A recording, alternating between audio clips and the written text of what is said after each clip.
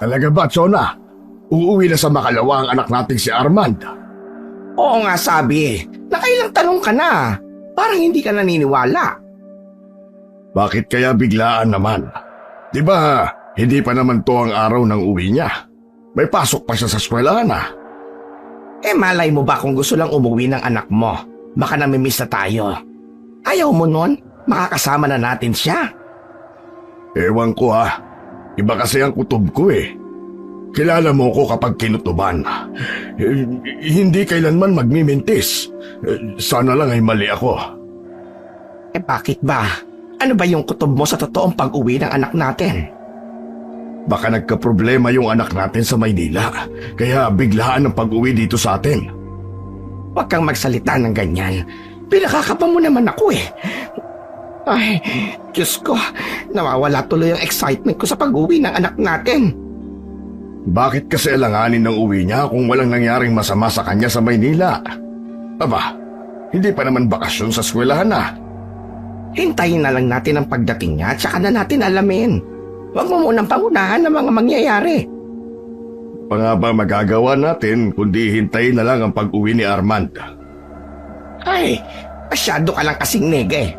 Nung nasa Maynila yung anak natin, wala ka nang ginawa kundi isipin kung nasa mabuti ba ang kalagayan niya. Parang gusto mo nang pauwi dito sa atin.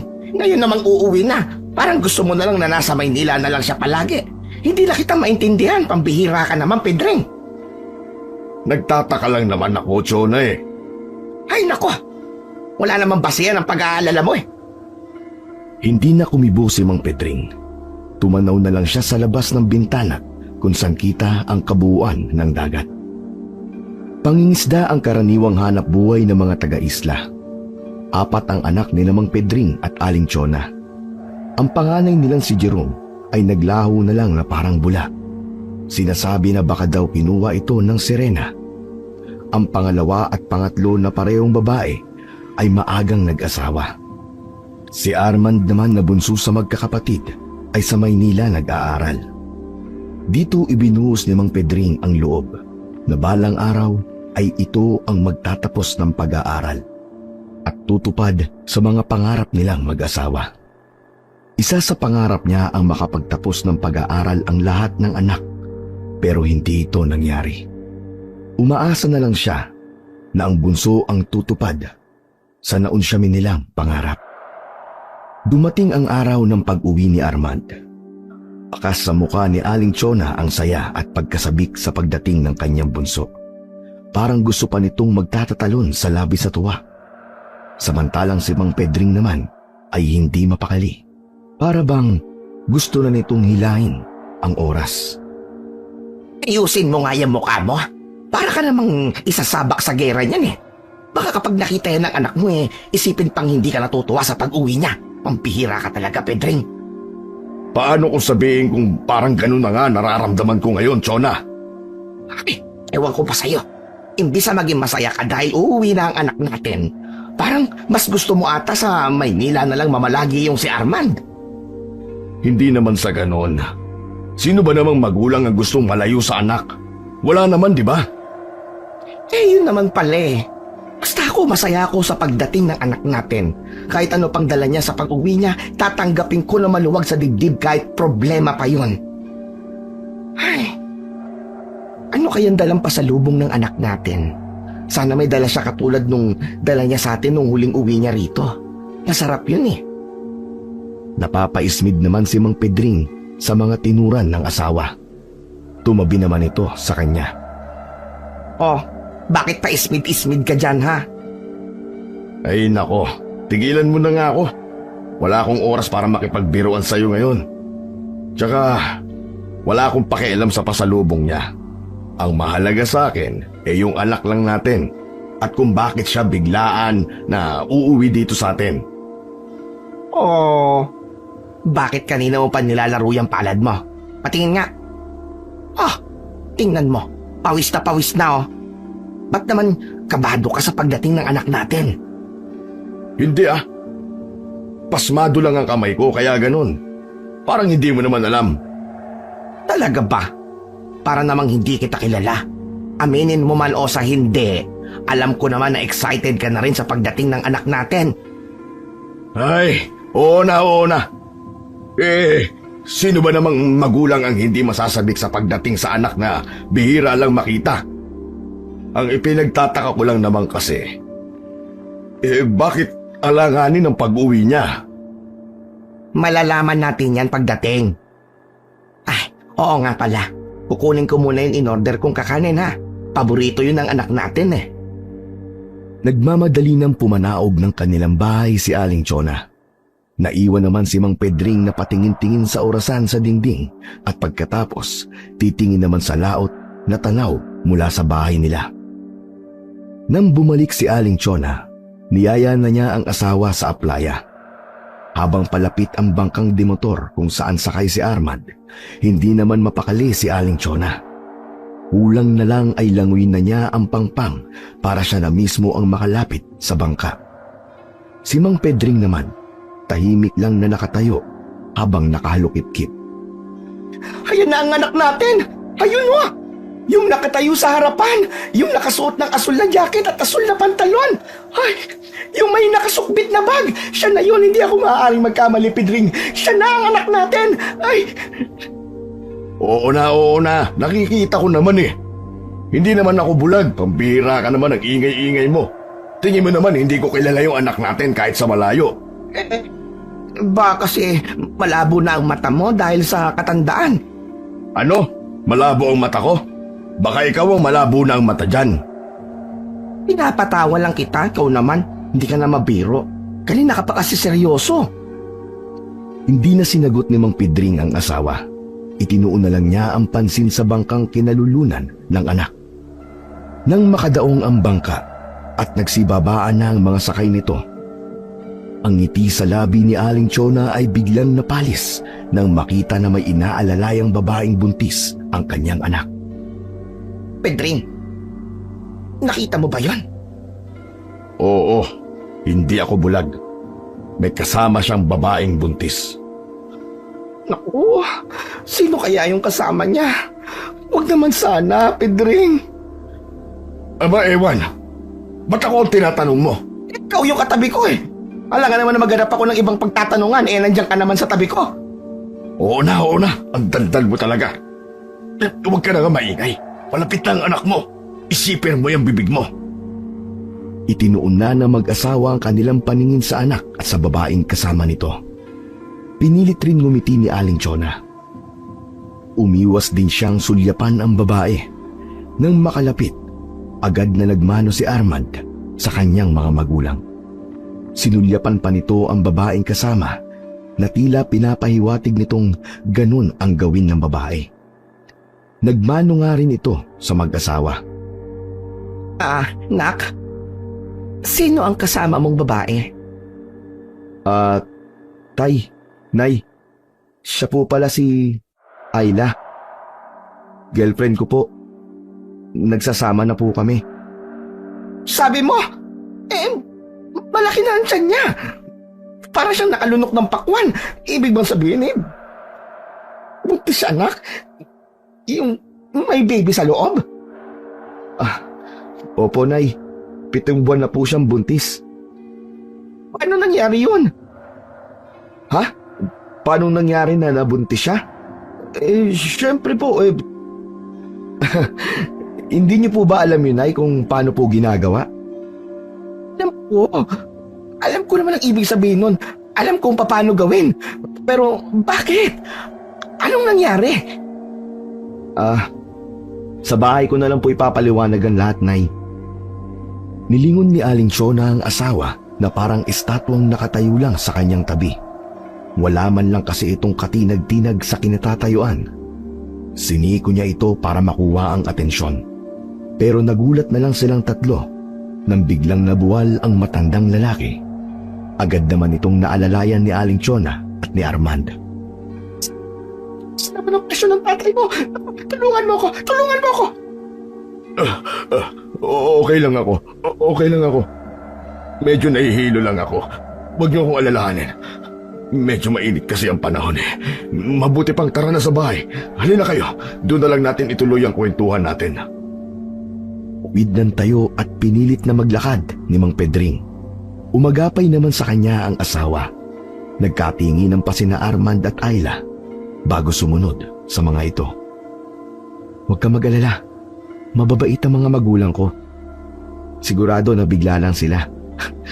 Pero natitiyak ko, magugustuhan kanila. Napairap naman si Aling Chona nang marinig ang sinabi ng anak. Pagsulyap niya sa asawa, blanko ang ekspresyon ng mukha nito. Pagdating sa kanilang bahay, inuna munang asikasuhin ni Aling Chona ang asawa. Tinimplahan niya kagad ito ng salabat. Ano? Okay ka na ba? Hindi ka na ba nahihilo? Sabihin mo nga, iniinom mo ba yung mga gamot mo? Baka naman nakakalimutan mo, pambihira ka na mamatanda ka. Gusto naman ang pakiramdam ko. Dahil nga lang to sa init ng panahon. Tsaka lagi kong iniinom ang mga gamot ko. Huwag kang mag-alala. Sa mahal na mga tabletas na yon, hindi ko talaga makakalimutang inumin. Alam ko na yan. Nabigla ka rin siguro sa narinig mo sa anak mo, no? Ang bata pa niya para magkaroon ng anak. Sabi ko na nga, be. Iba talaga ang kutob ko sa biglaang pag-uwi ng anak natin na yan, eh. Pero hindi ko inaasahan na babae ang iuuwi niya at buntis pa. Ay, ikaw talaga. Panira lagi sa eksena. O bakit? Huwag mo sabihin na balak mo rin mahimatay kanina. Buti pala naunahan na kita. Kala mo naman sasaluhin kita sa bigat mong yan. Nako, manigas ka. Ganon. Dapat pala hinayaan na lang kitang natumba kanina. Hindi naman ako mahihimatay kanina. Sabi ko nga, nahilo lang ako dahil sa init. Hirap naman ang natanggap ni Mang Pedring mula sa kanyang asawa. Diyan ka na nga. Pupuntahan ko muna yung dalawa. Baka nagugutom na yon, tatawagin ko. Ay, oo nga pala. Saan pala matutulog yung dalawa? Pagtatabi na ba natin sila sa higaan? Alam nga naman paghiwalayin mo pa. Nabuntis na nga ng anak natin yung babae. Ikaw talaga, oh. Oo nga, no? Abay, sige. Maiwan na muna kita. Ubusin mo yan, ha? Naiiling naman na sinundan na lamang ng tingin ni Mang Pedring ang kanyang asawa. Pagdating sa sala, wala ron ang dalawa. Agad niyang hinanap ang mga ito at nadatnan niya ang mga ito sa silid ng panganay nilang anak. Dito na ba kayo magpapahinga? Opo, Nay. Aayusin ko lang po yung mga gamit namin. Siya sige. Pumunta na lang kayo sa kusina, ha?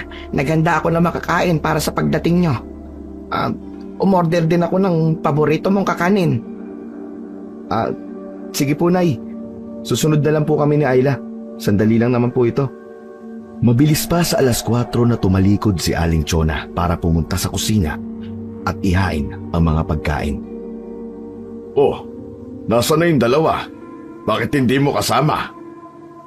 Sila na ang nagdesisyon kung saan sila matutulog. Susunod na lang daw sila. Aayusin lang yung mga gamit sa kwarto na tutulugan nila. Ganun ba? Bakit naman humahaba ang nguso mo dyan? Pwede nang sabitan ng kaldero yan, Hindi mo ba narinig ang sinabi ko? Nagdesisyon na sila kung saan matutulog. Sa kwarto naman ata ni Armand sila matutulog, Tumahimik muna ang mag-asawa dahil papalapit na ang dalawa. Nagtatawanan pa ang mga ito. Dumito na kayong dalawa, ha? Ikaw na ang bahala sa girlfriend mo, Arman. Maiwan ko muna kayo. May gagawin lang ako sa labas. Itutuloy ko lang yung mga naudlot kong ginagawa bago kayo dumating. Sige, Armand. Sige po, Itay. Ingat po kayo. Baka mamaya mahilo na naman po uli kayo. Aba, oo naman. Sabi ko naman sa'yo, dahil lang sa init kaya medyo nahihilo ko. Sige na, maiwan ko na kayo dyan. Nag-aalala naman na sinundan ng tingin ni Armand ang kanyang ama. Ay nako, wag mo nang pansinin yan tatay mo. Magiging okay din siya. Basta kausapin mo lang mamaya. Opo, Inay. Kakausapin ko po siya mamaya. Tsetsempo lang po ako. Siya nga pala. Saan pala kayo nagkakilala ni Ayla, iho? Iisa lang po kasi ang pinapasukan naming eskwelahan, Nay. Magkaklase kami sa isang subject. Yung mga magulang niya, anong sabi? Buti okay lang sa kanila na isinama mo siya dito sa atin. Ang totoo po niyan pinalayas po siya sa kanila nang malaman na buntis siya. Ilang buwan na po kaming nagsasama, Nay. Kaya kami umuwi dito kasi wala po akong sapat na pera para buhayin siya. Teka, ibig mo ba sabihin, iho? Matagal ka nang hindi pumapasok sa eskwelahan. Matagal mo na kaming niloloko ng tatay mo. Opo, Nay. Ay, hindi po. Ibig ko sabihin ay wala po akong pagpilian kundi tumigil sa pag-aaral.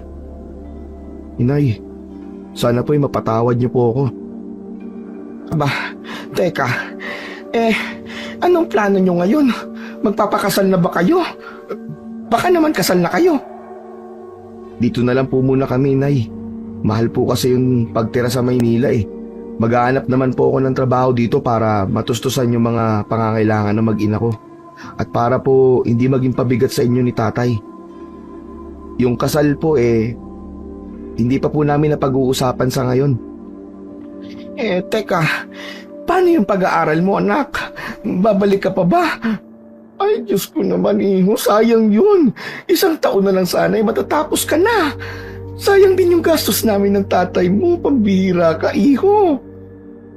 Sa ngayon po hindi ko po muna iniisip yun ni Nay. Ang kalagayan po muna na mag-ina ko yung mahalaga sa akin. Ay, ano ba itong ginawa mo, anak? Buong akala ko pa naman nag-aaral ka sa Maynila. Iyon pala Patawarin niyo po ako, Inay. Alam ko, labis kayong nabigla ni tatay. Alam ko po na binigo ko kayo bilang isang anak. Sana lang po makuha niyo pa po akong patawarin balang araw.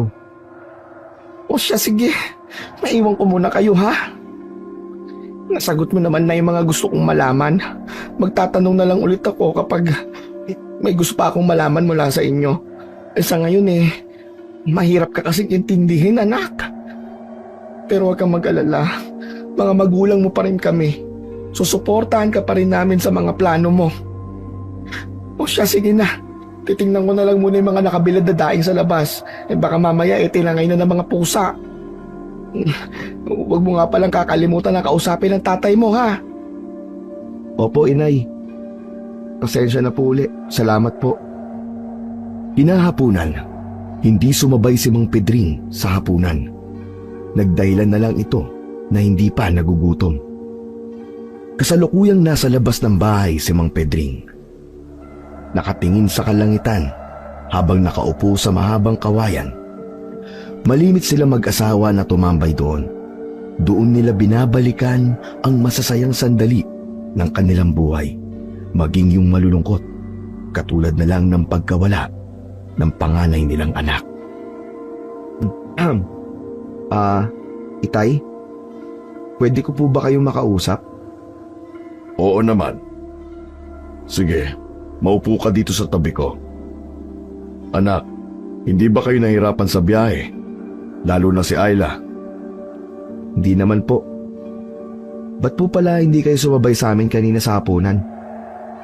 Masama pa rin po ba ang pakiramdam nyo, Itay? Hindi naman, pero busog pa ako. Ang bigat kasi sa tiyan ng merienda na ibinigay ng nanay mo kanina Hanggang ngayon ang bigat pa rin ng tiyan ko. Baka nga hanggang bukas busog pa ako Tay, kung galit po kayo sa akin, maluwag ko pong tatanggapin ang lahat ng masasakit na salita nyo. Tay, alam ko po na binigo ko kayo ni nanay. Kung paaalisin niyo po kami dito, mauunawaan ko po yun. Alam mo, anak, para akong tinadyakan ng paulit-ulit dito sa dibdib kanina. Hindi ako makahinga. Paulit-ulit ko ring tinatanong ang sarili ko, saan ba kami nagkulang ng nanay mo sa pagpapalaki sa'yo? Bakit nangyari mga bagay na ganito? Tay, hindi po kayo nagkulang ni nanay. Nasa akin po ang pagkakamali. Hindi ko po kasi isinapuso yung mga pangaral niyo sa akin. Tay, patawarin niyo po ako kung binigo ko po kayo. Nadala lang po ako ng buhay sa Maynila. Nagpadala po ako sa damdamin ko. Ng mga panahon pong yun, hindi ko man lang po inisip yung mga sakripisyo niyo sa akin. Yung mga paghihirap niyo para lang po makapag-aral ako sa Maynila. Sana po mapatawad niyo ako, Tay. Ay, wala na tayong magagawa, anak. Nariyan na yan. Pero saludo pa rin ako sa'yo. Kasi hindi mo tinakbuhan ang responsibilidad mo sa girlfriend ko. Hindi naman kita sinisisi na gusto. Sadya talagang matinik ang lahi natin pagdating sa mga babae. Tay, salamat po.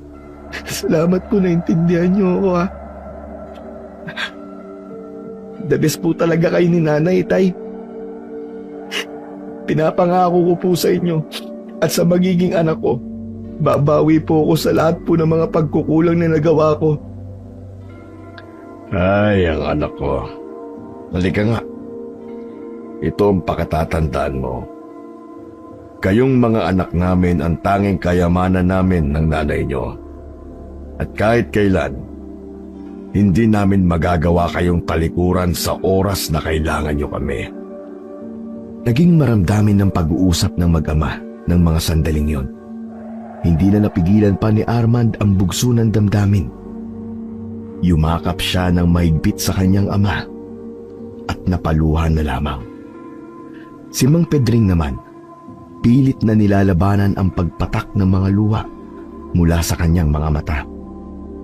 Kinabukasan, maagang naghanda ng almusal si Aling Chona. Pasado 7:00 na nang lumabas si Armand sa kwarto ng mga ito. O anak, si Ayla. Sumabay na kayo sa amin ng tatay mo. Nay, tulog pa po si Ayla eh. Mamaya pa po yung gigising. Pero sige po, sasabayan ko na po kayo. Isa po to sa mga namiss ko nung nasa Maynila ako. Yung magkakasalo po tayong kumakain. Oo nga. Pero anak, ganun talaga ang mga buntis. Laging gustong nakababad sa higaan. Pero dapat naglalakad-lakad na siya para hindi siya magmanas. Tsaka yung sikat ng araw sa umaga, maganda yun para sa kanya. Para hindi siya mahirapan manganak. Opo, Nay. Sasabihin ko po sa kanya mamaya pagkagising po niya. Pupunta pala ako ng pulo ha. Baka gusto mong sumama. Titingnan ko lang yung mga pananim natin doon. Kukuha na rin ako ng saging at papaya para makatikim naman si Ayla. Sige po, Tay, sasama po ako. Matagal na rin po nung huli ako sumama sa inyo sa pulo eh. Nakakamiss din po. Sigurado magugulat yung mga kaibigan mo kapag nalaman nila na nakauwi ka na sa atin. Lagi ka nilang tinatanong eh. Plano ko rin naman po na pasyalan sila sa mga susunod na araw. Hindi ko lang po kasi basta maiwan si Ayla at medyo masailan po kasi ang pagbubuntis eh. Ganun ba? Makabubuti sa kanya ang pagtira dito. Masariwa ang hangin dito kumpara sa Maynila. Minsan samahan mo siyang maglakad-lakad sa playa tuwing umaga. Opo, nabanggit ko na nga po yun sa kanya. Kapag gumaan daw po yung pakiramdam niya, sasama siya sa akin. Teka anak, buti at sumama siya dito sa atin. Wala naman po siyang pagpipilian eh. Galit po sa kanya yung pamilya niya. Hindi naman po ako basta makakuha ng trabaho dahil hindi pa po ako tapos sa pag-aaral. Naiintindihan ko naman ang mga magulang niya kung magalit sa kanya. Pero alam kong balang araw mauunawaan din nila siya at matatanggap din sila ng magiging anak niya. Oo nga po, sana nga po. Hindi naman po kami nawawala ng pag-asa na mapapatawad din kami ng pamilya niya. Sana maging aral sa inyo nangyaring ito. Huwag magpapadala lagi sa bugso ng damdamin. Maging mabuti sana kayong magulang sa magiging anak nyo. Opo, Itay, tatandaan ko po ang payo nyo. Ayaw ko din naman pong iparanas sa anak namin yung naranasan naming hirap. Kaya magsusumika po ako para sa mag-ina ko. Pagkatapos ng kanilang almusal, naghanda na ang mag-ama Itinali na ni Mang Pedring ang karit sa kanyang bewang. Kinuha na rin niya ang sombrerong buli. Tay, matanong ko nga pala, uso pa ba dito yung buntis na inaaswang o di kaya nababalis? Kahit saan namang lugar ay meron pa rin anak. Kahit dito sa lugar natin. Kahit inabot na tayo ng makabagong teknolohiya dito sa isla, hindi pa rin sila nawawala. Sumasabay na rin sila sa pagbabago ng panahon. Talaga po? Dapat po pala ingatan ko yung mag-ina ko, Tay. Kaya alam po hindi naniniwala si Ayla sa mga ganyan-ganyan . Kahit nga po sa mga pamahiin hindi po siya naniniwala. Aba, para rin naman sa kanya yon at sa magiging anak nyo. Laking Maynila ba talaga yung girlfriend mo? Wala ba silang probinsya? Opo, Itay. Sa katunayan nga po ito yung unang beses na nakatapak siya sa probinsya. Ah, ganun ba? Teka anak, bago tayo umuwi kumuha muna tayo ng kawayang anos. Bago magtanghalian, umuwi na ang mag-ama. Pasa ni Armand ang kawayang anos. Samantala, pasa naman ni Mang Pedring ang mga buwig ng saging. May dala rin silang mga niyog at ilang pananim na gulay. Nasa bakuran naman si Aling Chora at sadya silang hinihintay nito. Umaliwalas bigla ang mukha nito nang makita silang paparating. Naman at nakabalik na kayo. Akala ko mamaya pa kayo . O bakit? May nangyari ba dito? Ano kasi, si Ayla, hindi pa kumakain ng almusal. Malapit ng tanghalian. Wala pang laman ng tiyan niya.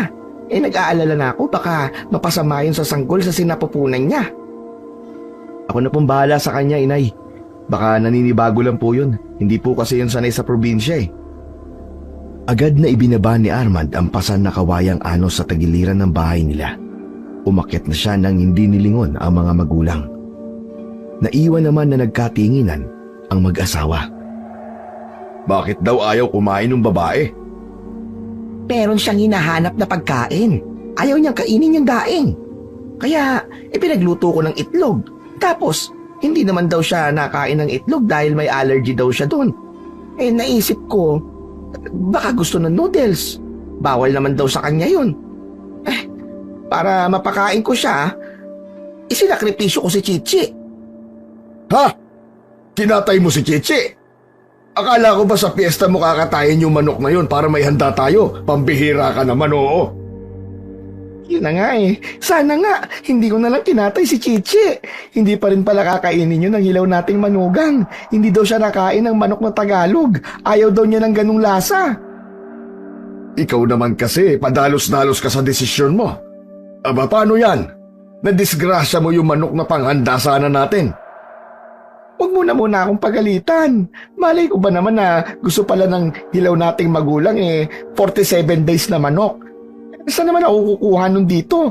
Mas malambot daw kasi yon at walang lasang kakaiba. Ano? Wala ka talagang makukuha 47 days na manok dito. 45 days kasi yun. Ay nako, makikinig ka na rin lang mali-mali pa ang intindi mo. Meron sa kumpare ko. Mura lang naman sila magbenta ng manok. Kapag gusto ng manok na manugang natin doon ka bumili. Si Armand na lang ang utusan mo. Bakit ako pa? Hindi naman ako ang kakain . Siya nga pala. Buti naalala mong kumuha ng kawayang anos. Oo naman. Kailangan natin yan. Lalo't may kasama tayong buntis dito sa ating bahay. Kailangan nating ingatan ang mag-ina. O siya, sige. Ang mabuti pa tara na sa loob. Iinitin ko na yung tinola para mainit ang sabaw mamaya. Bahala na si Armand kung ano ang ipapaulam niya sa babaeng yun. Napaka-arte. Ang hirap kaya mag-isip ng uulamin tapos pag-iinarte pa ang babaeng yun. Oo nga. Anak mo naman na nakakaalam kung anong gusto ng girlfriend niya. Hayaan na lang natin sila sa bagay na yon. Papanhik na sana ang mag-asawa ng matigilan. Kinausap kasi ni Armand ang girlfriend nito. Pinagsasabihan na kumain kung ano ang nasa hapag at wag nang maganap ng iba pa. Tugon naman ng babae na hindi ito sanay sa ganong buhay.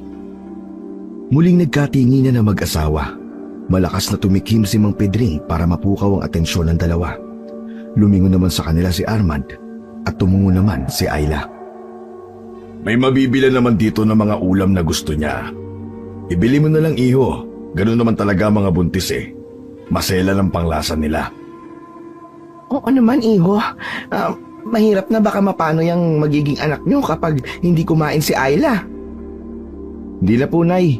Okay lang po sa akin kahit ano po yung nandyan. Kami na nga lang po yung nakikitara eh. Mag-iinarte pa po ba kami?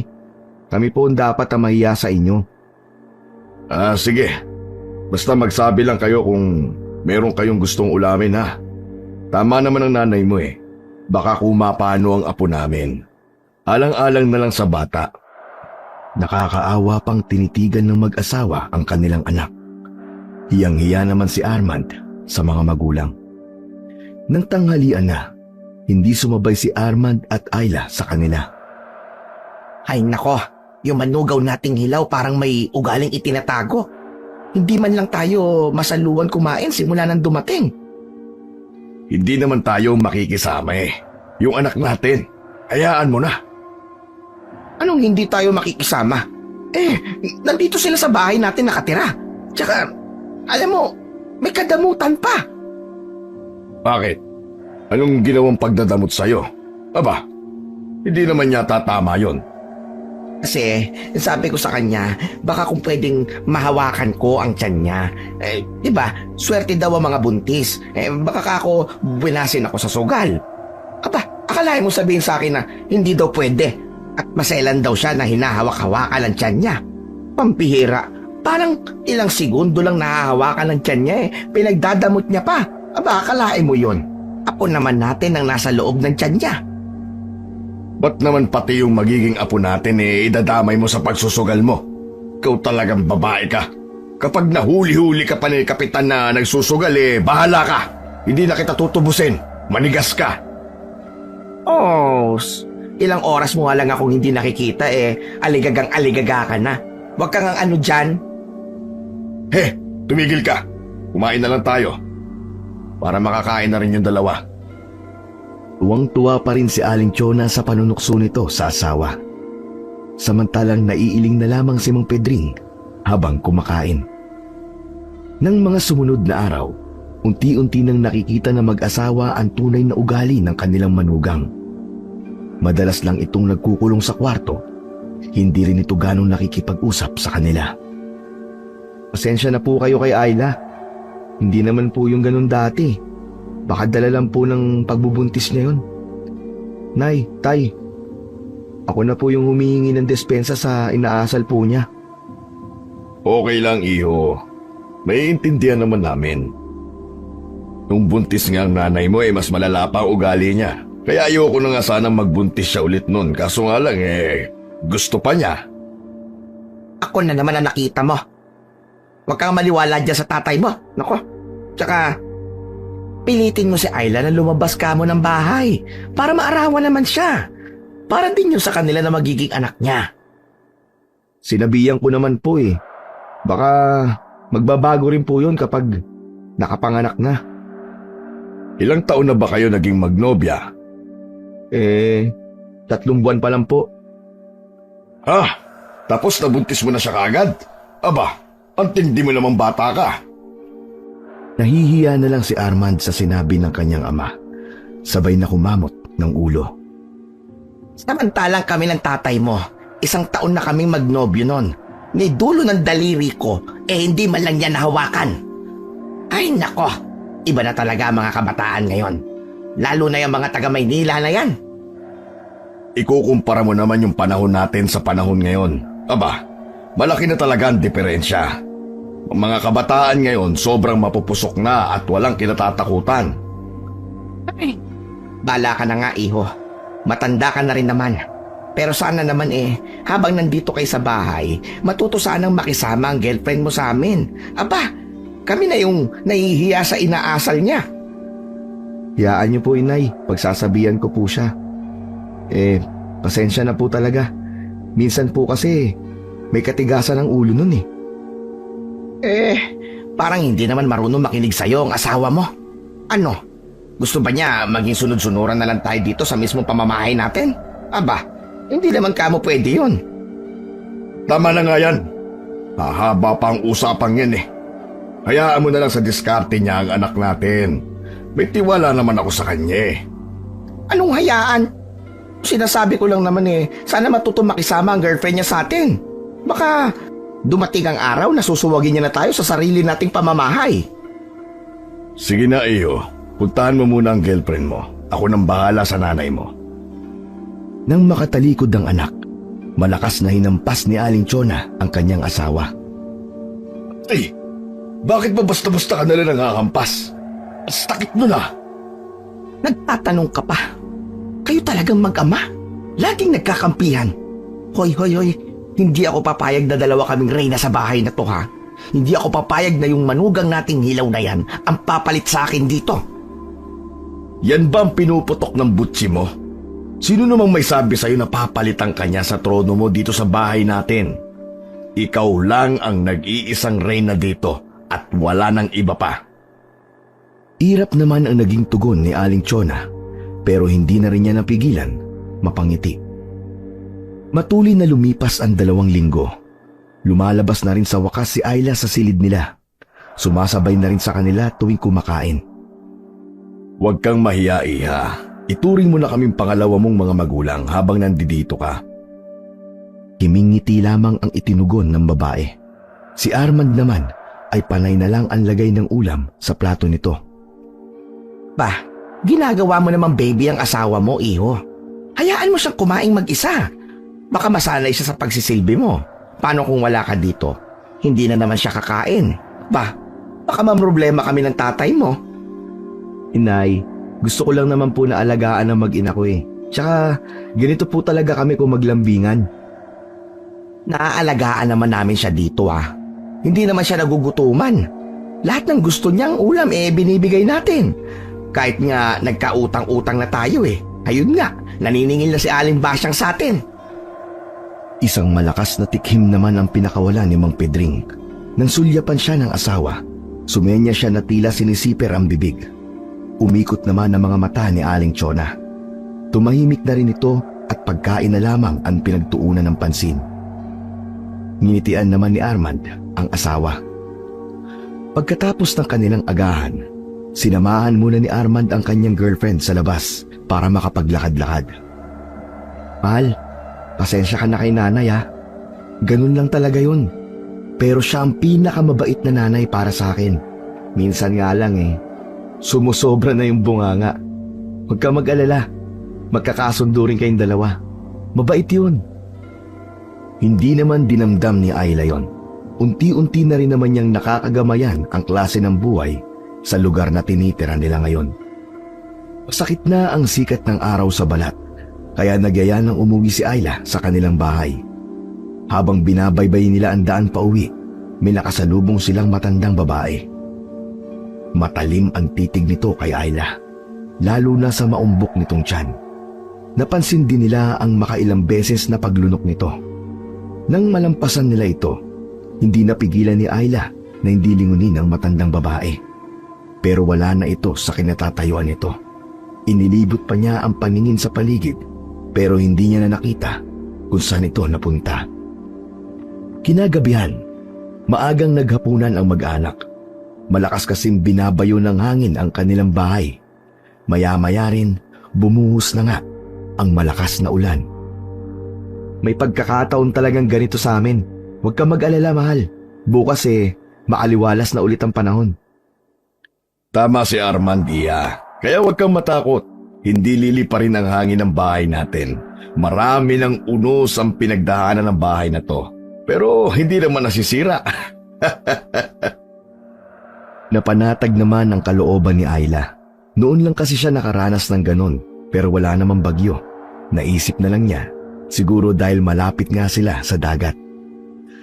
Nagkulong na lang sina Armand at Ayla sa kanilang kwarto, habang si Mang Pedring naman, tinititigan ang bubungan ng bahay nila na yari sa nipa at yero naman sa mga gilid. Tan mo dyan, naghahanap ka ba ng butike? Wala naman. Naalala ko lang yung inilagay kong kawayang anos. Baka kasi natumba sa lakas ng hangin. Di bale, aayusin ko na lang bukas ng umaga. Huwag na muna. Tiyak na madulas ang aapakan mo. Baka mahulog ka pa niyan. Wala naman ako nararamdaman na may aswang sa paligid eh. Hindi pa niya siguro naaamoy na may buntis dito sa bahay natin. Huwag tayong pakampante. Alam mo namang mauutak ang mga yan. Alam nila kung kailan sila aatake. Sa anak mo na lang ipaayos.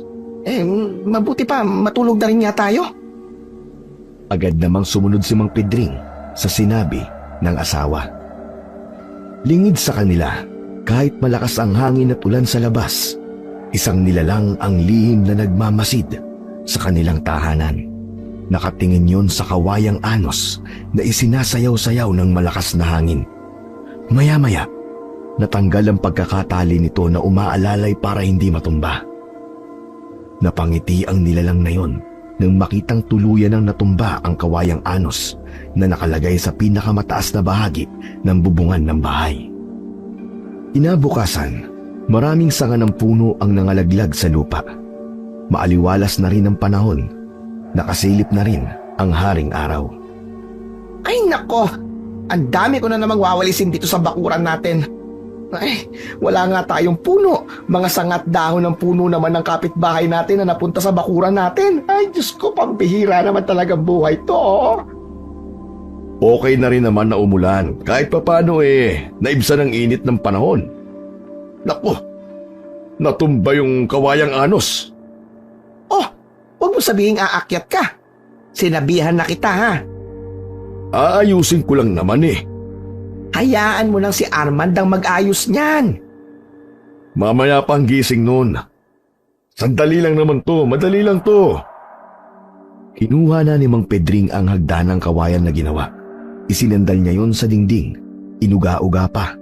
Nang masiguro na hindi na yon matutumba, saka siya umakyat. Nakakalimang baitang pa lamang siya nang bigla yung umuga. Para bang merong isang malakas na puwersa na pilit siyang itinumba.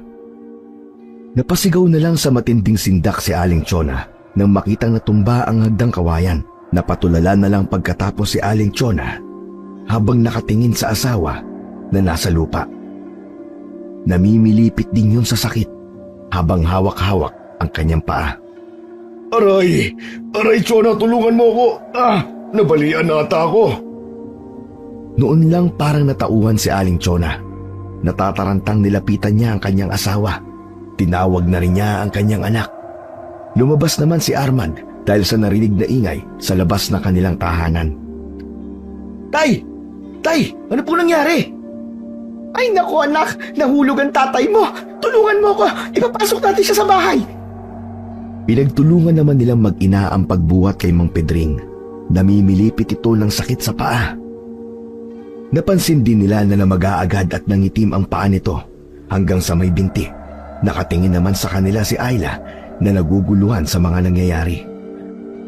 Agad naman nilang ipinatawag ang manggagamot na si Mang Pepe. Habang ginagamot si Mang Pedring sa sala ng bahay, nagtanong naman si Armand. Ano pong nangyari, Nay? Ba't nahulog si tatay? Kit sana siya ng bubungan para ayusin yung kawayang anos. Natumba kasi sa lakas ng hangin kagabi. Kaya lang, nakakailang baitang pa lamang siya Akalain mong matumba yung hagdan. Sana po hinintay nyo na lang po akong magising para ako na po mag-ayos. Baka madulas po yung sinasandalan ng hagdan kaya dumulas. Hangin ako, yun ang sinasabi ko sa tatay mo Kaso makulit, masyadong mapilit yan. Dala ng kuryosidad, nagtanong naman si Ayla kung para saan yung kawayang anos. Nang sabihin ni Armand kung para saan yun, bahagya itong natawa at ikinatalim naman ng mata ni Aling Chona. Hindi daw kasi naniniwala ang babae sa mga ganong paniniwala, lalo na pagdating sa mga aswang. Pwede ba? Hindi nakakatulong ang sinasabi mo. Napahamak na nga si tatay dahil sa pagmamalasakit sa'yo Natameme naman ang babae sa sinabing yun ng kanyang ka-live-in. Nagpaalam na lang ito na papasok na lamang sa kwarto. Nang makita na tapos nang gamutin ni Mang Pepe ang ama, nilapitan na nila ito. Sinabi nitong may bali nga daw ang kanyang ama at 1 buwan pa bago tuluyang gumaling ang paa nito. Ayan, ang tigas kasi ng ulo mong matanda ka. Hindi ka masabihan. Huwag mo na akong sisihin. Nangyari na eh. Nasaktan na nga ako eh. Pinagagalitan mo pa. Sa susunod kasi, matuto kang makinig sa akin. Para din naman sa'yo yun. Akala mo ata bata ka pa. Aba, marupok na ang mga buto mong matanda ka. Kaya dapat mag-ingat ka na sa mga ginagawa mo. Hindi na lang nakipagtalo si Mang Pedring sa asawa. Hindi rin agad dito tumigil sa paninirmon sa kanya hanggang sa mapagod. Nagpaalam lang to sandali na maghahanda ng almusal nila. Ang nanay mo talaga. Grabe yung bibig. Parang Armalite. Walang preno. Tama naman po kasing sinasabi ni nanay. Ba't po ba kasi naisipan yung umakyat doon? Pwede niyo naman po akong tawagin at ako na ang gagawa nun. Hinintay niyo na lang po sana akong gumising. Nangyari na eh. Wala na tayong magagawa pa. Huwag ka na mag-alala. Malayo naman sa bituka to eh. Narinig mo naman ang sinabi ni Mang Pepe, hindi ba? Gagaling naman kagad tong bali ko. Sorry tay ah. Ano kasi? Parang ang bigat namin kasama sa bahay na to. Hindi mo kailangang mag-sorry anak. Tsaka, hindi kayo mabigat kasama. Natutuwa nga ako at umuwi ka na sa atin eh. Pakiramdam ko po kasi kasalanan ko to. Tapos, kayo na nga itong nagmamalasakit sa amin eh. Tinawanan pa kayo ni Ayla. Aaminin ko po, may ugali rin po kasi siya na hindi kaaya-aya. Baka mahirapan po kayong pakisamahan siya. Nako iho, wala yun. Naiintindihan ko naman si Ayla eh. Laking Maynila siya kaya mahirap yung basta na lang siyang maniwala. At higit sa lahat, hindi siya sanay sa buhay probinsya. Bigyan natin siya ng pagkakataon na masanay dito. Isang buntong hininga lang ang pinakawalan ni Armand. Lihim din siyang nagpapasalamat sa mahabang pasensya ng kanyang ama. Sila lamang na dalawa ni Ayla ang nasa hapagkainan ng mga sandaling yon. Si Aling Chona kasi ay inaasikaso pa rin ang kanyang asawa. Habang kumakain, bigla na lang tumakbo palabas ng kusina si Ayla. Nagulat naman si Aling Chona. Napapasok naman. Bakit parang hinahabol na 10 kabayo? Nagtalo po kasi kami. Sabi ko kasi, ako na lang yung aakyat mamaya sa bubong para ayusin yung kawayang anos. Ang sabi ba naman sa akin baka daw ako yung mahulog dahil sa paniniwala na wala namang katotohanan at gawa-gawa lamang daw. Ano bang klaseng babae ang inuwi mo dito? Kitang-kita ko na ang tunay na ugali niyan. Nasisiguro mo ba na siya talagang gusto mong makasama habang buhay ha? Oo naman inay. Kaya nga inuwi ko siya dito sa atin eh. Hindi lang po kasi siya sanay sa buhay probinsya. Kung hindi naman pala siya naniniwala, huwag mong ilagay yung kawayang anos. Hayaan mo siyang aswangin. Nahulog na ang tatay mo ng pagmamalasakit sa kanya eh. Nay naman, huwag naman kayong magsalita ng ganyan. Apo niyo po yung nasa sinapupunan niya. Paano sama ng ugali niyang girlfriend mo? Ay nako, kung lagi siyang ganun mabuti pang bumukod na lamang kayo. Hindi naman na nakapagsalita pa si Armand sa sinabi ng ina. Tinalikuran na rin siya nito. Hinalikan na ng kanyang ina ang asawa sa may sala. Oh, heto na ang tubig mo. Ano, nagtalo ba kayo ng anak mo? Dinig ko hanggang dito. Oo, dahil sa ugali ng babaeng yon. Sana, hinabaan mo na lang ang pasensya mo. Nariyan na yan eh. Wala na tayong magagawa pa. Aba, imbis na magpasalamat sa atin tayo pang lumalabas sa masama sa babaeng yon. Kapag nakapanganak at ganun pa rin ang ugali, ibig sabihin yun na talaga ang ugali niya. Bigla ko tuloy na miss yung 2 anak at mga apo natin. Ang layo ng ugali ng babaeng yan sa 2 anak natin. Sa bakasyon naman ay tiyak na pupunta ang mga yun dito. Huwag ka nang magalit. Sige ka, mangungulubot yung balat mo. Tumigil ka nga. Patagal ng kulubot ang balat ko. Lalo pa ako nangungulubot sa konsume dahil sa hilaw nating manugang. Natawa naman si Mang Pedring sa sinabi ng asawa. Nilambing-lambing pa niya ito para mawala ang init ng ulo. Nang sumunod na araw, pumunta si Armand sa pulo para gawin ang mga ginagawa ng ama nung hindi pa ito nababalian.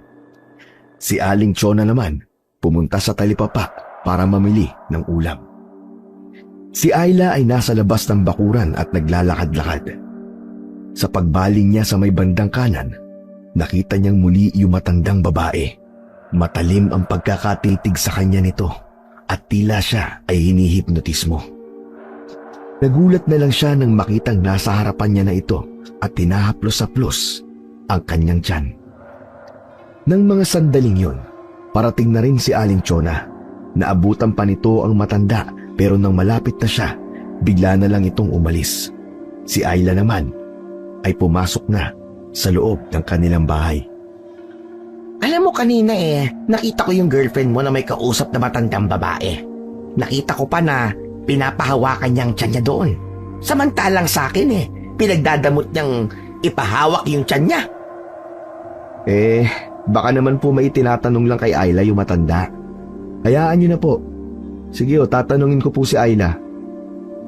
Nang makatalikod si Armand, tsaka lang nagsalita si Mang Pedring. Ba't ba lagi mong hinahanapan ng butas siyang si Ayla ha? Baka mamaya lumayo loob niyan. Baka hindi ipahiram sa'yo ang apo mo. Sige ka. Wala akong pakialam. May iba pa naman tayong apo Aba, huwag ka naman ganyan. Baka mamaya magtampo sa'yo si Armand kapag narinig niya yung mga lumalabas dyan sa bibig mo. Hay! Diyan ka na nga muna. Magluluto pa ako ng hapunan natin. Nakakailang hakbang pa lang si Aling Chona nang marinig nila ang malakas na sigaw ni Ayla. Napatakbo naman ito sa silid ng dalawa. Hanggang sa nadatnan niyang nasa sahig si Ayla habang namimilipit sa sakit ng tiyan. Oh! Ano nangyari sa'yo, iha? Sobrang sakit daw po ng tiyan niya. Para daw pong pinipiga. Dali na po kaya natin siya sa ospital. Alam mong napakalayo ng ospital dito, iho. Baka lalo lang siya mapahama kung ibabiyahin natin siya. Sige, kunin mo lang sa kwarto ko at magdala ka na rin ng asin at bawang. Dalian mo! Nataranta naman na sumunod si Armand sa ina. Si Aling Chona naman, hinilot-hilot ang tiyan ni Ayla. Sobrang tigas nito na parang pakwan. Kita na rin ang mga ugat sa tiyan nito at tagaktak na rin ng pawis habang umiiyak dahil sa sobrang sakit. Maya-maya lang ay bumalik na si Armand dala ang pinakuha ng ina. Pinahiga ulit nila ang babae sa higaan. Nawalan na rin ito ng malay dahil sa matinding sakit na nararamdaman sa bandang tiyan. Inay! Ano nangyari sa kanya? Ayla! Ayla! Ayla, gumising ka! Para mo ng awa, gumising ka! Nawalan siya ng malay. Isaboy mo sa paligid niyang asin hanggang sa labas at silong ng bahay. Lalo na dito sa silong ng kwarto niyo. Magmadali ka na, bilisan mo! Nang lumabas si Armand, pinahiran ni Aling Chona ng langis ang tiyan ng babae habang may inuusal. Pagkatapos nun, tinakpan niya ng itim na tela ang tiyan nito. Lumapit rin siya sa may bintana. Inilagay niya roon ng mga bawang. Maya-maya pa ay pumasok na muli si Armand. Bantayan mo ang asawa mo. Huwag kang malilingat kung ayaw mo maging biktima siya ng aswang. Aswang? Aswang? Inaaswang si Ayla? Pero paano nangyari yon? Madalang naman po siyang lumabas May palagay akong yung kausap niya. Yun ang umaaswang sa kanya. Minarkahan na ng aswang ang sanggol sa sinapupunan niya. Hindi siya titigil hanggat hindi nakukuha ang anak niyo. Kaya magdoble ingat ka. Bagsak ang balikat na napaupo na lamang sa gilid ng higaan si Armand. Pinagmasdan niya ang natutulog niyang nobya. Bakas pa rin dito hanggang ngayon ang hirap na nararanasan. Sa kauna-unahang pagkakataon ay natakot siya para sa kaligtasan ng kanyang mag-ina. Bigla tuloy niyang naisip na sana hindi na lang siya umuwi sa bahay ng kanyang mga magulang. Magpakatatag ka. Alang-alang sa magiging anak natin. Poprotektahan ko kayo laban sa aswang na yon. Kahit buhay ko pang maging kapalit. Lalabas lang ako sandali, iho. Huwag mong aalisin ang tingin mo sa girlfriend mo. Tumango naman si Armand sa ina bago ito lumabas ng kanilang silid. Makikita naman sa mukha ni Mang Pedring ang pag-aalala nito na nakaupo lamang sa mahabang upuan sa may sala. Kanina pa kumukulo itong Lana. Nasa paligid lang siya. Alam ko, minarkahan na niya ang sanggol na nasa sinapupunan ni Ayla. Minarkahan na ng aswang ang apo natin. Dadaan muna siya sa ilalim ng bangkay ko bago niya magawa ang gusto niya. Hindi rin ako papayag. Dito ka lang. Kami na ang bahala ni Armand sa aswang na yon. Kung hindi lang sana ako na disgrasya. Relax ka lang dyan. Huwag mong sisihin ang sarili mo. Hindi makakapasok ang aswang na yon sa loob ng pamamahay natin. Maniwala ka. Kumusta na pala si Ayla? Nawalan siya ng malay. Sa ngayon maayos na ang kalagayan niya. Pero alam natin na hindi titigil ang aswang na yon. Bakas sa mukha ni Mang Pedring ang labis na pag-aalala sa manugang at sa magiging apo nila. Lahat sila ay hindi natulog ng gabing yon. Binabantayan nila si Ayla na nagising ng hating gabi. Nakaramdam di umano ito ng matinding pagkaalinsangan. Wala rin tigil sa paglilikot ang sanggol na nasa sinapupunan niya. Pakiramdam niya, anumang sandali ay manganganak na siya. Anong gagawin natin, Nay? Parang gusto na rin lumabas ng anak namin. Hindi pa siya manganganak. Hindi pa ito ang tamang oras. Kulang pa sa buwan ng anak niyo. Baka kailangan na po natin siyang isugod sa ospital. Parang hindi ka dito lumaki sa ikinikilos mong yan, anak. O baka naman nahawa ka na sa kanya. Nay naman, unawain niyo naman po sana ang kalagayan ni Ayla. Delikado na nga ang sitwasyon niya eh. Ano nga ba sa akala mo ginagawa ko? Kung tutusin, dahil sa katigasan ng ulo ng babaeng yan, kaya siya nasa ganitong kalagayan. Huwag niyo na po siyang sisihin, Nay. Pakiusap naman po. Kaya siya nagkakaganyan ngayon dahil nasa paligid lang ang aswang. Naghihintay ng tamang pagkakataon na makasalisi. Hindi kayang harapin ng tatay mo ang aswang na yon. Kaya ikaw ang kailangan na humarap dito. Ha? Bakit po ako? Eh sinong haharap? Ako? Sabi ko nga po, ako na ang haharap sa aswang na yon. Nag-uusap pa sila nang biglang kumalabog ng malakas ang bahaging bubungan na yero. Sa sobrang lakas niyon, halos mayupi ang bahaging yero na kinabagsakan nito. Muling naminipit si Ayla sa sakit ng tiyan. Dinaluhan naman ito ni Aling Chona habang si Armand ay galit na lumabas ng kanilang bahay, hawak ang karit ng ama. Rinig na rinig pa hanggang sa kwarto ang pagmumura ni Armand. Magiging maayos din ang lahat, Ayla. Sana naman makinig ka sa amin. Kahit man lang sana alang-alang sa magiging apo namin. Kapakanan niyong mag-ina ang lagi naming iniisip. Maniwala ka, Iha. Kahit hindi na maipinta ang mukha ng babae dahil sa sakit, tumango pa rin ito at tumingi ng sorry kay Aling Chona.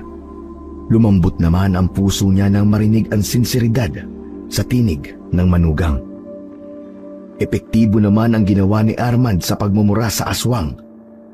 Bigong umalis iyon sa kanilang bahay. Humupa na rin ang pananakit ng tiyan ni Ayla. Ay, salamat sa Diyos. Salamat po at walang nangyari sa mag-inang ito. Salamat po, Nay, sa pag-aalaga niyo sa mag-ina ko.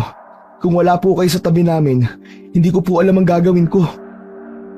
Ano ka ba? Wala yun. Sino pa ba magdadamayan sa ganitong pagkakataon? Ang mabuti pa, magtitimpla ko ng gatas para mainitan ang tiyan ni Ayla. Salamat po ulit, Nay. The best po talaga kayo. Ngumiti lang si Aling Chona sa kanila bago lumabas ng kwarto. Nadaanan naman niya sa sala si Mang Pedring na pangiti-ngiti lang. Oh, bakit nakangiti ka dyan? Natutuwa lang ako kasi mukhang magkasundo na kayo ni Ayla sa wakas. Ginagawa ko lang ito para sa apo natin. Ako pa rin ang reyna sa bahay na to. Tandaan mo yan. Oo naman, wala namang umaagaw sa'yo sa trono mo eh. Pabirong inirapan ni Aling Chona ang asawa bago tumuloy sa kusina. Kinabukasan, kahit puyat ang lahat sa mga nangyari ng nagdaang gabi, maaga pa rin silang nagising, maliban kay Ayla. Anong gagawin mong iho? Ba't ang aga mong bumangon? Mamaya na lang po ako babawi ng tulog. Ilalagay ko lang po tong kawayang ano sa bubungan para tuluyan ng maitaboy ang umaaswang kay Ayla. Dagdag ka na rin ng ibang pangontra. Huwag mo ring hahayaan na lumabas ng bahay si Ayla na mag-isa ha. Kailangan natin siyang bantayan hanggang sa makapanganak siya. Sinunod naman ni Arman ang lahat ng bili ng ina para sa kaligtasan ng kanyang mag-ina. Sa kanilang pagtataka, ilang gabi nang hindi bumabalik ang aswang sa bahay nila.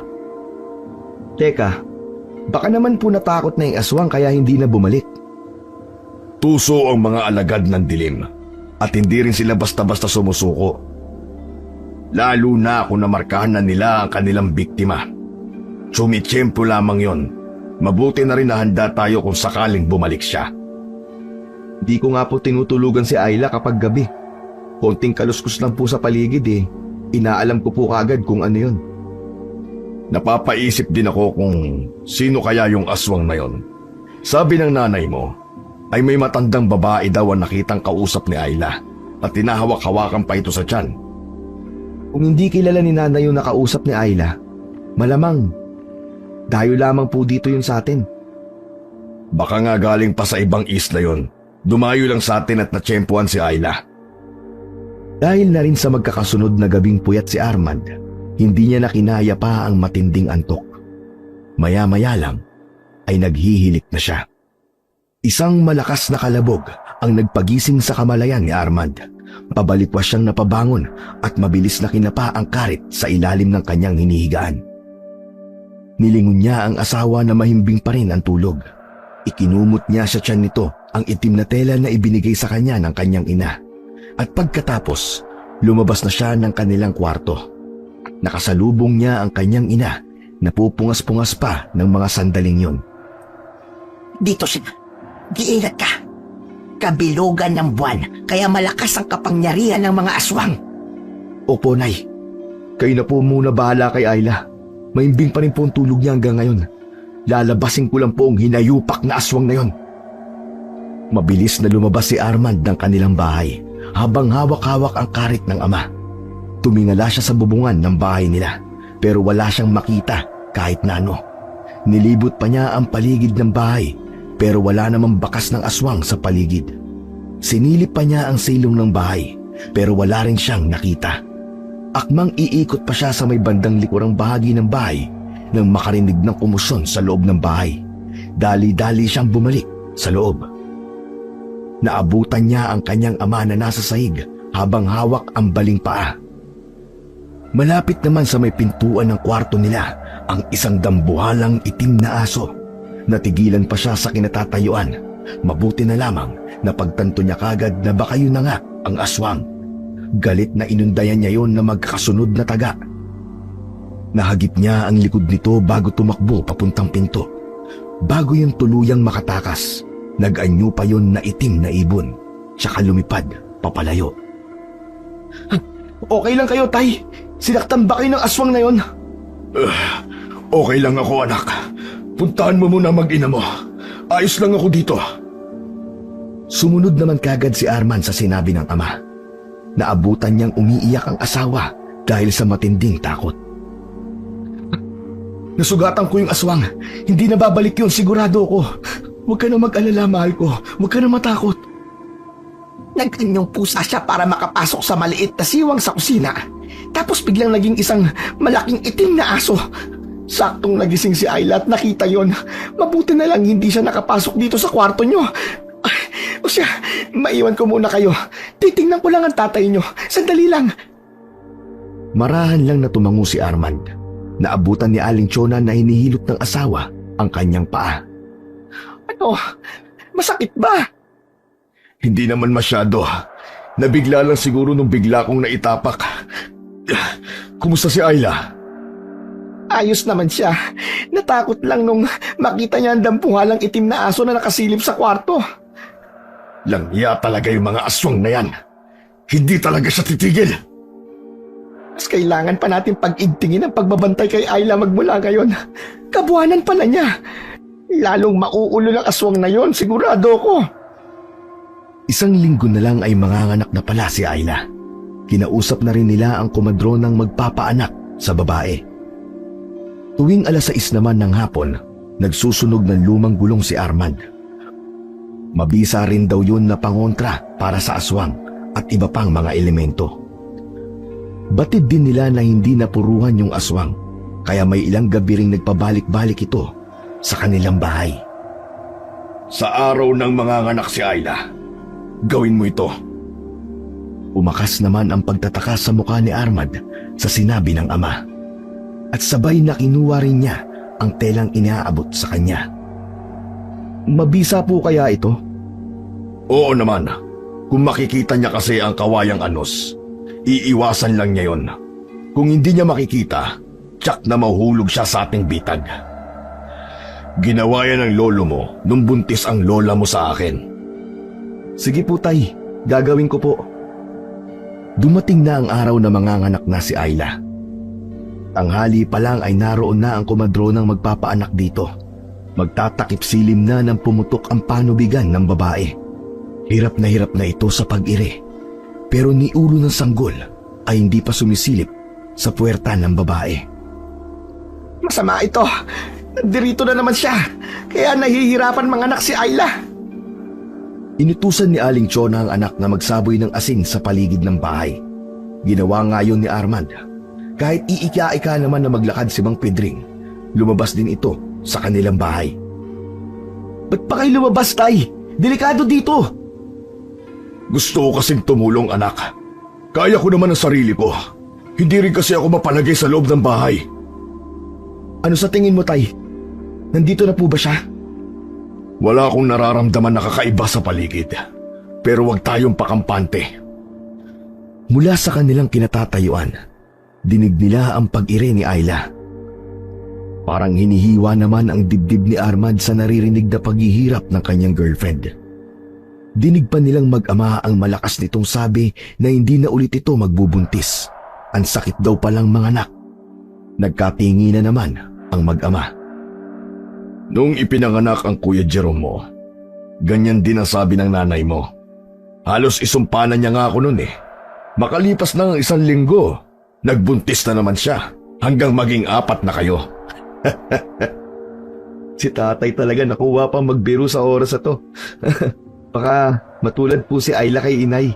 Baka sinasabi lang po nila yun. Ay nako, halos pare-pareho lang kasi mga babae. Kahit sa pag-uugali, pare-pareho sila. Ang totoo po niyan eh, may mga pagkakataon na nakikita ko po si nanay kay Ayla.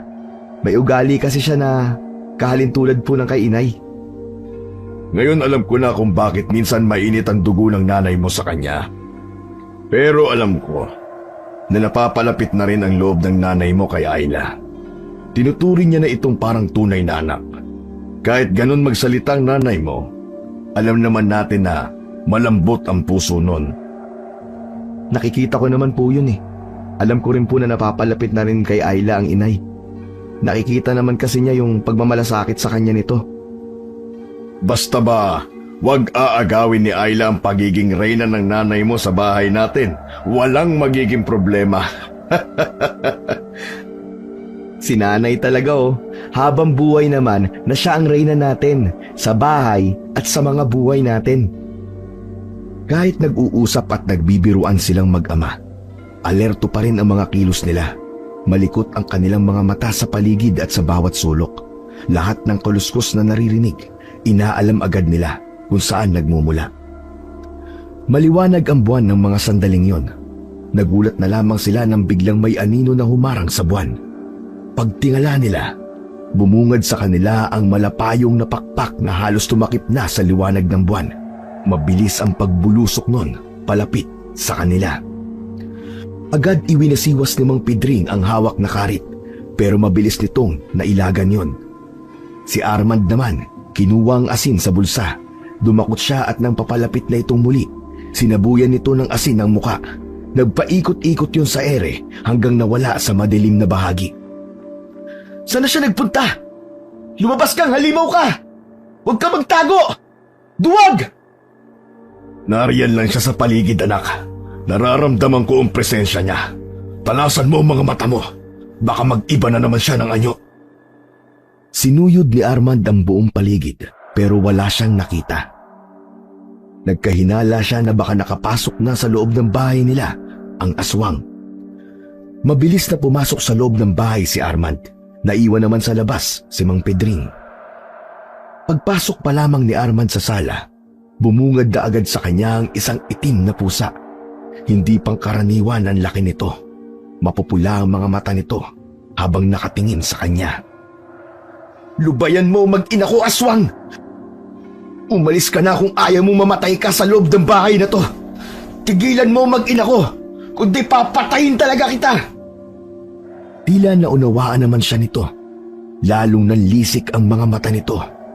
Malakas din itong umangil. Bigla namang pumasok si Mang Pedring at iniabot sa anak ang karit. Mabilis na nilapitan ni Armand ang malaking itim na pusa, pero mabilis itong tumakbo papuntang kusina. Hinabol ito ni Armand. Bago pa niya mataga ito, pinilit nitong makalusot sa maliit na siwang ng dingding ng kusina. Lumabas muli sa bahay si Armand, pero hindi niya na to naabutan. Hihingal-hingal na papasok siya ng bahay. Dumiretso siya ng kwarto nila at sumilip. Hindi pa rin lumalabas ang sanggol hanggang ngayon. Bakas na ang matinding hirap at sakit sa mukha ni Ayla. Basang-basa na rin ito ng pawis. Kapag daka, tumalikod na siya at naupo. Hindi niya kasi makayanan ang nasasaksiyan na paghihirap ng kanyang nobya. Huwag kang mag-alala, iho. Makakaraos din si Ayla sa kanyang panganganak. Manalig ka lang sa ating Panginoon. Kasalanan to ng aswang na yun. Sayang nga lang at hindi ko siya inabot. Humanda siya sa akin kapag may masamang nangyari sa mag-ina ko. Kahit saan siya magtago, hahanapin ko siya. Papatayin ko talaga siya. Lalo siyang naging agresibo. Desidido talaga siyang makuha ang sanggol sa sinapupunan ni Ayla. May hinala ako na mula pa sa sinaunang lahi ng aswang ang pinagmulan niya. Wala po akong pakialam kung saan man lahi siya nagmula. Tantanan niya ang mag-ina ko. Dala ng matinding emosyon, sinuntok ni Arman ang pader. Nakakaunawa namang tinitigan siya ng kanyang ama.